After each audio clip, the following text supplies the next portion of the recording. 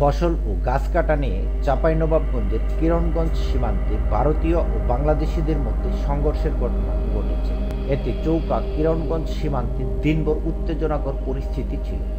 বিকেল 4:30টার পর পরিস্থিতি নিয়ন্ত্রণে আসে। বর্ডার গার্ড বাংলাদেশ বিজিবি ও ভারতীয় সীমান্ত বাহিনী বিএসএফ পতাকা বৈঠকের মাধ্যমে সমস্যার সমাধানের কাজ করছে। শনিবার বেলা 11টার দিকে সংঘর্ষের ঘটনা ঘটে। এরপর সীমান্তের উভয় পাশে অতিরিক্ত বিজিবি বিএসএফ সদস্য মোতায়েন করা হয়েছে।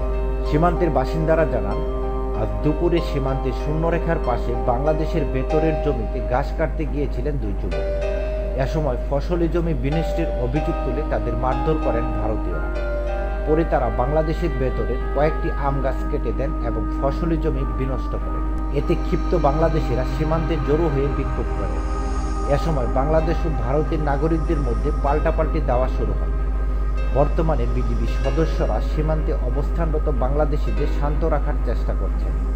এই ঘটনায় বিজিবি ও বিএসএফের মধ্যে পতাকা বৈঠক হয়েছে। বৈঠক শেষে 59 বিজিবির অধিনায়ক লেফটেন্যান্ট কর্নেল গোলাম কিবরিয়া বলেন, আমাদের চৌকা এবং কিরণগঞ্জ দুটি বিজিবি ক্যাম্পের মাঝামাঝি স্থানে 177 এর 3S বরাবর বাংলাদেশি কিছু আম গাছ ছিল। বাংলাদেশের আম গাছ কাটাকে নিয়ে ভারত ও বাংলাদেশের নাগরিকদের মধ্যে উত্তেজনার সৃষ্টি হয়। দুই দেশের মানুষ শূন্য রেখা বরাবর দাঁড়িয়ে যান।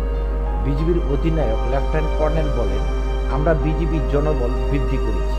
বিকেল 4:10 বিজিবি ও বিএসএফ ব্যাটালিয়ন কমান্ডার পর্যায়ে পতাকা বৈঠক হয়েছে।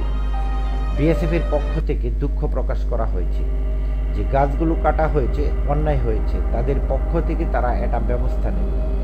সম্পূর্ণ বিচার না হওয়া পর্যন্ত আমরা মাঠে আছি। কেউ যেন শূন্যরেখা অতিক্রম না করে উত্তেজনাকর পরিবেশ প্রশমিত করার জন্য আমরা প্রস্তুত আছি। বিজিবির পাশাপাশি দেশপ্রেমিক জনগণ আমাদের পাশে আসছে। পরিস্থিতি এখন নিয়ন্ত্রণে রয়েছে।